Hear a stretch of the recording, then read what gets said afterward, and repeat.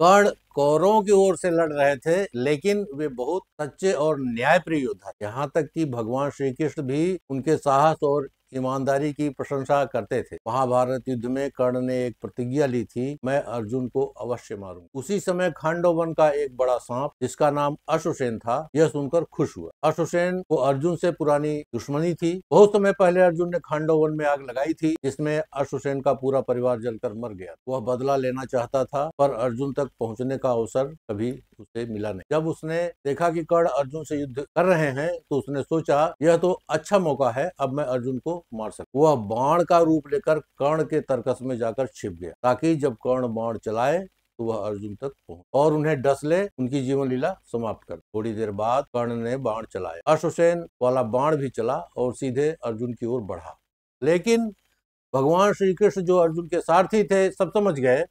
उन्होंने तुरंत रथ और घोड़ों को नीचे झुका दिया, जिससे वह बाण अर्जुन का मुकुट काटता हुआ ऊपर से निकल गया। बाण का निशाना चूक गया। अश्वसेन बहुत क्रोधित हुआ और तुरंत अपने असली रूप में प्रकट हो गया। वह बोला, कर्ण, अब की बार ध्यान से निशाना लगाना, मुझे साधारण तीर की तरह मत चलाना।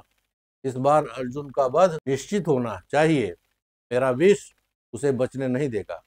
कर्ण यह सुनकर आश्चर्यचकित रह गए। उन्होंने पूछा, आप कौन हैं और अर्जुन से इतनी दुश्मनी क्यों रखते हैं? सांप ने कहा, मैं खांडव वन का सर्प अश्वसेन हूँ। जब अर्जुन ने खांडव वन में आग लगाई थी, तब मेरा पूरा परिवार जलकर नष्ट हो गया था। मैं उसी का प्रतिशोध लेना चाहता हूँ। आज मैं तुम्हारे बाण के रूप में हूँ, ताकि तुम्हारे माध्यम से अर्जुन को मार सकूं। कर्ण ने उसकी बात सुनी और शांत स्वर में कहा, हे सज्जन, मैं तुम्हारा आभारी हूँ कि तुम मेरी मदद करना चाहते हो, लेकिन मैं गलत तरीके से जीतना नहीं चाहता। मुझे अपने पुरुषार्थ और धर्म के बल पर युद्ध करने दो।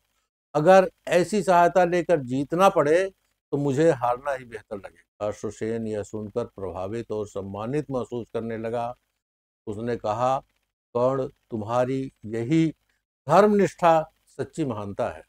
जहाँ छल, क्रोध और बदले की भावना न हो, वही सच्चा धर्म होता है। यह कहकर अश्वसेन वहां से चला गया और कर्ण ने अपने धर्म और सत्य के मार्ग पर युद्ध जारी रखा। कहानी की सीख ये है कि सच्चा योद्धा वही है जो धर्म और न्याय के रास्ते पर चलता है, भले ही उसे हार क्यों न झेलनी पड़े। कर्ण ने दिखा दिया कि ईमानदारी से लड़ी गई हार में भी बहुत बड़ी जीत होती है ना।